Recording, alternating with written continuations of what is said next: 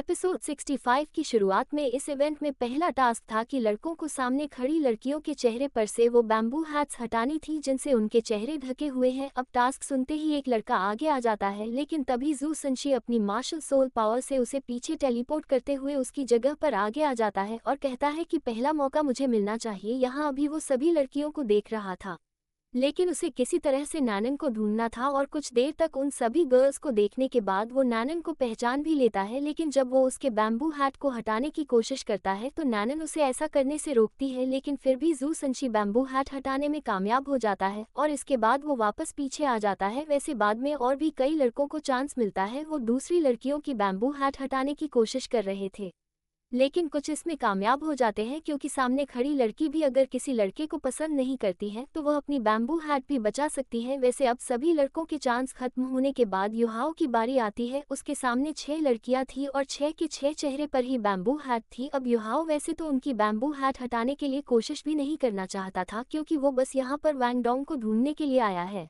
लेकिन जू संशी कहता है कि अब तुम यहाँ आ ही गए हो तो क्यों ना तुम भी एक बार कोशिश कर लो। जिसके बाद युहाओ सोचता है कि इसकी बात सही है और वैसे भी मैं अपनी स्पिरिट सभी को दिखाना चाहता हूँ, इसलिए यही सही मौका है। अब वो पहले अपनी ऑरेंज सोल रिंग सभी के सामने लाता है, जिसे देखकर सामने की सारी गर्ल्स हैरान थी। पर अब फिर बाद में युहाओ लिटिल आइज गॉडेस को भी बाहर बुला लेता है और उसे आगे भेजता है।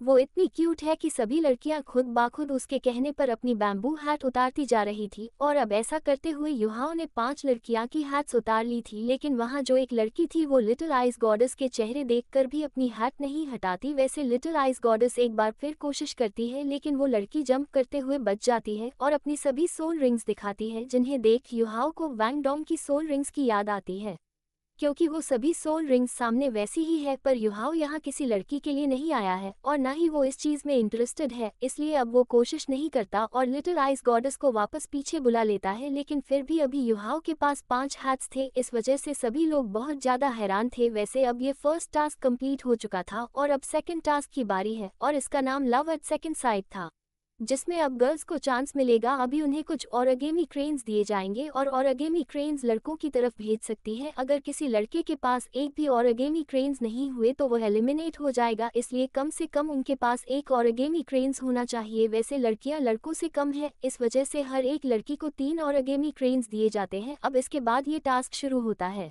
और यहाँ सभी गर्ल्स ओरिगेमी क्रेन्स लड़कों की तरफ भेजने लगती हैं। वैसे तो एक एक कर सभी को ओरिगेमी क्रेन्स मिल ही रही थी, लेकिन सिर्फ जू संशी था जिसे अभी तक एक भी ओरिगेमी क्रेन्स नहीं मिली थे। हालांकि उसे यकीन था कि उसे एक ना एक ओरिगेमी क्रेन्स मिल ही जाएगी क्योंकि अभी तक नैनन ने अपनी ओरिगेमी क्रेन्स लड़कों की तरफ नहीं भेजी है।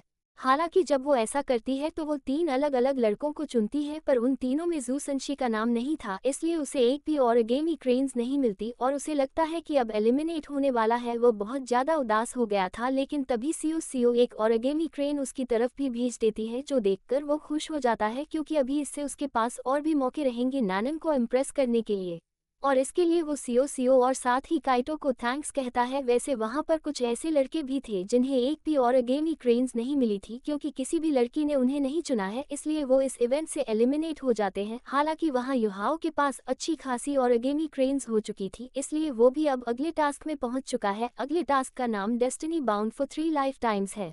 इन्हें अपना लव डायरेक्टली सबके सामने कन्फेस करना होगा और यहाँ ये अपनी पसंदीदा किसी भी लड़की को चुन सकते हैं, बस अगर उस लड़की ने मना किया तो ये एलिमिनेट हो जाएंगे। यह आखिरी टास्क है, इसका मतलब यह इनके लिए आखिरी मौका रहेगा। अभी वहाँ होस्ट उन सभी को समझा रहे थे कि उन्हें यहाँ क्रीपी बिल्कुल भी नहीं लगना है, वरना वो ना चाहते हुए भी एलिमिनेट कर दिए जाएंगे। वैसे इसके बाद अब इस टास्क को भी शुरू किया जाता है और यहाँ एक एक कर सभी लड़के आगे आने लगते हैं। यहाँ पर टोटल 24 लड़के हैं और लड़कियां सिर्फ 17 हैं, इसलिए यहाँ शुरुआत में ही कई सारे लड़के एलिमिनेट हो जा रहे थे। अब बाद में काइटो की बारी आती है। वो अभी अंदर ही अंदर थोड़ा सा घबराया हुआ था, लेकिन वो हिम्मत जुटाने की कोशिश कर रहा था। इस दौरान युहाओ उसे ऑल द बेस्ट भी कहता है और यहाँ वो आगे आकर सियो सियो का नाम लेता है और सियो सियो तुरंत ही आगे आने लगी थी। काइटो से बोला तो नहीं जा रहा था, पर वो कहता है कि मुझे अभी तक याद है जब तुम्हें पहली बार देखा था, मैं तभी से तुम्हें लाइक करने लगा हूँ। लेकिन वो ऐसा सिर्फ अपने मन में बोल रहा था, वर्ड्स उसके मुंह से बाहर नहीं निकल रहे थे। पर तभी यहाँ सियो सियो पीछे देखती है और वो लड़की जिसने अभी तक अपनी हैट अपने सर से नहीं हटाई थी वो सियो सियो को हाँ का इशारा करती है और काइटो के पहले सियो सियो ही चिल्ला पड़ती है कि वो उसे लाइक करती है, जो सुनकर काइटो बहुत ज़्यादा शर्मा गया था। इससे उसका चेहरा लाल हो जाता है और बैलेंस बिगड़ जाता है, जिससे वह अपने लोटस से पानी में गिर पड़ता है। साथ ही अभी बाकी लोग भी इस चीज़ से बहुत ज़्यादा हैरान थे, क्योंकि शायद आज तक इस इवेंट में ऐसा कभी नहीं हुआ था। हालांकि फिर सियो सियो पानी में जंप करते हुए काइटो को बचाकर बाहर ले आती है और सभी लोग उनके लिए तालियां बजाने लगते हैं। इस तरफ जू सनशी कह रहा था कि भाई तुम्हें सच में अच्छे से अपना लव कन्फेस करना नहीं आता, अब मेरी बारी है और मैं तुम्हें दिखाता हूँ कि कैसे की जाती है। अब उसके बाद जू सनशी लोटस पर चढ़कर आगे आने लगा था। वहां आगे आकर अब वो नानन का नाम लेता है और नानन का लोटस भी आगे आने लगता है। वैसे तो जू सनशी नानन के सामने बहुत अजीब तरीके से बिहेव करता है, लेकिन इस वक्त वो एक मैच्योर पर्सन की तरह बोल रहा था। वो कहता है कि तुम्हें देखते ही मैं अपना आपा खो देता हूँ और कुछ भी बोलने लग जाता हूँ, लेकिन आज मैं ऐसा नहीं करूँगा। मैं तुम्हें अपनी असली फीलिंग बताना चाहता हूँ, जो कि तुम पहले ही जानती भी हो। मैंने जब से तुम्हें पहली बार देखा था मैं तब से तुम्हें लाइक करता हूँ। वैसे अभी सभी लोग उनकी बात बहुत ध्यान से सुन रहे थे। हालांकि युहाओ सोच रहा था कि मुझे नहीं पता था कि नानन जू सनशी को लाइक क्यों नहीं करते, क्योंकि यह चीज़ हम ऑलरेडी जानते हैं कि जू सनशी पहले भी अपना लव कई बार कन्फेस कर चुका है, लेकिन नानन ने कभी उस पर ध्यान नहीं दिया। अब बाद में हमें वो बीबी की कही बात को याद करता है, जब उसने कहा था कि उसे भी यह चीज़ कंफर्म तरीके से नहीं पता, पर जू सनशी की मिस्टिक डीप टर्टल अवेकनिंग और नानन के बीच कुछ कनेक्शन है। अब तभी वहाँ जू सनशी नानन से कहता है कि मुझे मिस्टिक डीप टर्टल अवेकनिंग या फिर मेरे सेक्ट के बारे में बिल्कुल चिंता नहीं है। अगर तुम मेरे साथ हो तो मैं वो सारी चीज़ें भुला सकता हूँ। मैं अपनी सारी लाइफ तुम्हें प्रोटेक्ट करूँगा और अगर इस चीज़ में मेरी जान भी चली जाती है तो मुझे कोई फ़र्क नहीं पड़ता। वो कहता है कि यह चीज़ तुम्हारे लिए बहुत आसान होगी, क्योंकि तुम्हें सिर्फ हाँ या ना करना है। और आखिर में वह पूछता है कि बताओ कि तुम्हारा क्या जवाब है। अब इस नन्नन को वो मैच याद आ रहा था जब उसकी जान बचाने के लिए जू सनशी ने अपनी जान को खतरे में डाल दिया था, लेकिन नन्नन अभी भी कुछ नहीं कह रही थी, जिसे जू सनशी को उसका जवाब मिल चुका था। उसकी आंखों में आंसू थे और इसके बाद अब वो खुद ही उस लोट से पानी में जम कर देता है। जम करते हुए वो यही कह रहा था कि मैं जिंदगी भर तुम्हारा इंतजार करूंगा। वैसे अभी नन्नन की आंखों में भी आंसू आ रहे थे। ऐसा लग रहा था जैसे वो खुद भी जू सनशी को लाइक करती है, लेकिन वो किसी कारण से यह चीज़ नहीं कह सकती। शायद वो ऐसा जू सनशी के अच्छे के लिए कर रही है। हालांकि अब वहाँ जू सनशी पानी से बाहर आकर उदास होते हुए जाने लगता है, पर तभी युहाओ चिल्लाते हुए पूछता है कि तुमने कहा था कि वैंग डोंग यही मिलेगा, लेकिन जू सनशी कुछ कहता तो नहीं है, बस इशारा करता है कि तुम खुद एक बार ध्यान से सोचो। और इसके बाद युहाओ सब कुछ फिर से याद करने लगता है। उसे शुरुआत से ही सारी बातें याद आ रही थी, जिसे वैंग डोंग शुरुआत में उसके साथ कमरा शेयर नहीं करना चाहता था।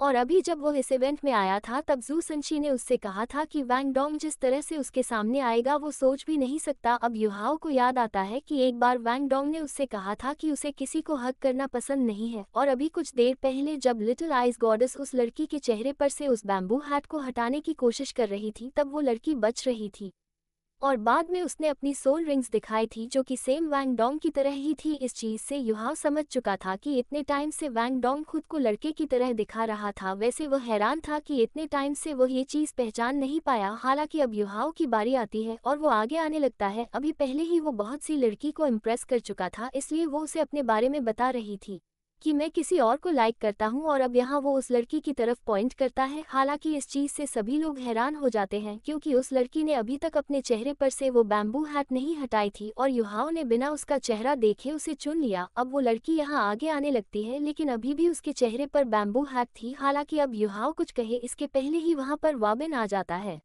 और कहता है कि मैं तुम्हें चैलेंज करता हूँ, तुम मुझसे पहले अपना प्यार का इजहार नहीं कर सकते। अब ये चीज़ सुनकर सभी लोग हैरान थे, पर तभी वहाँ होस्ट बताती है कि यह चीज़ अलाउड है। अगर कोई लड़का किसी दूसरे लड़के से पहले किसी लड़की को अपना प्यार का इजहार करना चाहता है तो वो उस लड़के को चैलेंज कर सकता है। जो जीतेगा वो यहाँ उस लड़की से पहले अपना प्यार का इजहार कर पाएगा। अब रूल्स के ही हिसाब से दाई वाबिन ने कोई गलती नहीं की है, इस वजह से युहाओ को ये चैलेंज एक्सेप्ट करना ही होगा। अब युहाओ ने चैलेंज एक्सेप्ट कर लिया था, जिसके तुरंत बाद ही दाई वाबिन ने व्हाइट टाइगर वज्र ट्रांसफॉर्मेशन का यूज करना शुरू कर दिया था। वो व्हाइट टाइगर वज्र ट्रांसफॉर्मेशन की मदद से युहाओ पर अटैक करता है, लेकिन युहाओ उस पूरे लेक को जमाते हुए पीछे आ जाता है। और जब दाई वाबिन फिर से अपने व्हाइट टाइगर वज्र ट्रांसफॉर्मेशन को उसकी तरफ भेज रहा था तो युहाओ लिटिल आइज गॉडेस को बाहर बुलाता है और लिटिल आइस गॉडेस खुद बखुदा आसानी से व्हाइट टाइगर वज्र ट्रांसफॉर्मेशन के साथ साथ दाई वाबिन को फ्रीज करके एक ही अटैक में युहाओ को ये चैलेंज जितवा देती है। हालांकि बाद में युहाओ अपने आइस जेड एम्प्रेस स्कॉर्पियन से दाई वाबिन को वहां से दूर फेंक देता है, जिससे वो फिर से बीच में प्रॉब्लम्स क्रिएट ना करे। अब वहां शी और बी अनाउंस करते हैं कि दाई वाबिन अपने चैलेंज में फेल हो गया है, इसलिए युहाओ को ही अपना प्यार का इजहार करने का पहला मौका मिलेगा।